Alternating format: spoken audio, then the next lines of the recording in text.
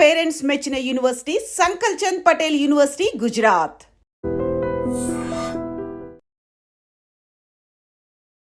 నమస్తే, welcome to I dream. నేను వలి. ముంబైని భారీ వర్షాలు ముంచెత్తుతున్నాయి.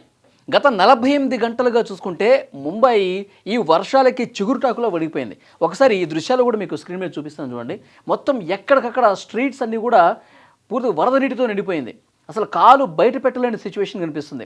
48 గంటల్లో 200 మిల్లీమీటర్ల భారీ వర్షపాతం నమోదైంది.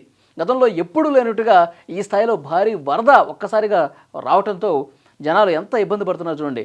మొత్తం స్కూళ్ళన్నీ కూడా బంద్ అయిపోయినాయి. వ్యాపార సముదాయాలన్నీ కూడా క్లోజ్ చేసుకున్నారు. అన్ని షట్టర్లన్నీ కూడా బంద్ అయిపోయిన పరిస్థితి. కార్లు ఏ విధంగా మునిగిపోయినా చూడండి.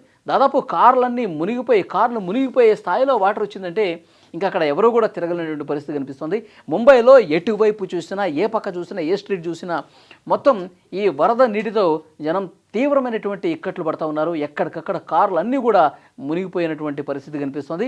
కిలోమీటర్ల మేర ట్రాఫిక్ జామ్ అయింది. వర్షాలు కొన్ని ప్రాంతాల్లో పూర్తిగా వరద నీరు చేరడంతో అటు పోలేక ఆ మార్గంలో రావడానికి కొన్ని కిలోమీటర్ల అవతల ఉన్నటువంటి ట్రాఫిక్ కూడా పూర్తిగా నిలిచిపోయి వాళ్ళు గంటలు ట్రాఫిక్లోనే మగ్గిపోయినటువంటి పరిస్థితి కనిపిస్తుంది. ఇంకా వర్షాలు పడతా ఉన్నాయి.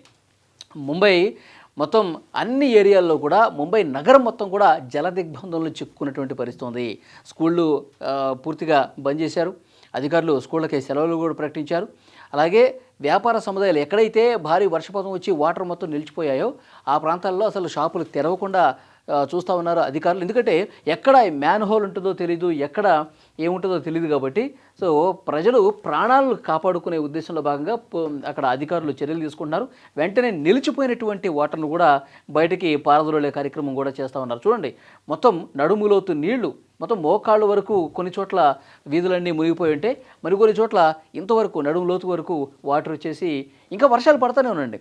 ఇప్పుడు ఈ 2 రోజుల్లో 200 మిల్లీమీటర్ల వర్షపాతం నమోదైతే ఇంకా 2-3 రోజుల పాటు భారీ వర్షాలు ముంబైకి ఉండే అవకాశం ఉందని చెప్పి వాతావరణ శాఖ చేసినటువంటి హెచ్చరికతో ముంబై వాసులు గజగజ వణికిపోతూ ఉన్నారు. ఎందుకంటే వాళ్ళకి నిత్యావసరాలు తెచ్చుకోవడానికి ఇబ్బంది కనిపిస్తుంది. లేదంటే ఆన్లైన్లో తెప్పించుకుందామన్నా తీసుకొచ్చే వాళ్ళు ఎవరు లేరు. మొత్తం ఎక్కడెక్కడ ప్యాక్ అయిపోయింది.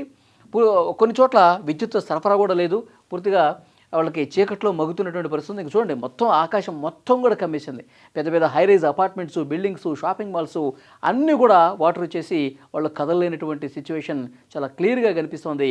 వాతావరణ శాఖ ఇంకా 2 రోజుల పాటు భారీ వర్షాలు ఉన్నాయి ముంబైకి అని చెప్పడంతో ఇంకా వాళ్ళ భయం అనేది ఎక్కువైపోయినటువంటి పరిస్థితి. ఇక్కడ చూడండి, పైనుంచి తీసినటువంటి విజువల్ చూడండి. ఈ రోడ్డు మొత్తం కూడా ఇక చిన్న కార్లన్నీ కూడా పూర్తిగా మునిగిపోయినాయి. కార్లు అసలు పూర్తిగా నీటిలో పడవల్లాగా తేలుతున్నటువంటి సిచ్యువేషన్ ఇక్కడ క్లియర్గా మీరు చూడొచ్చు. మొత్తం ఇటువైపు ఏమో ట్రాఫిక్ పూర్తిగా నిలిచిపోయింది. ఇటువైపు ఎవరో వెళ్ళడానికి అవకాశం లేదు. ఇక ఇటు నుంచన్నా పోదాం అనుకుంటే ట్రాఫిక్ విపరీతంగా ఈ కార్లన్నీ కూడా పెట్టేస్తున్నటువంటి పరిస్థితి ఉంది. చూడండి, మొత్తం మునిగిపోయింది. మొత్తం ఇది చెరువా, ఒక సరస్సా అన్నట్టుగా కనిపిస్తోంది.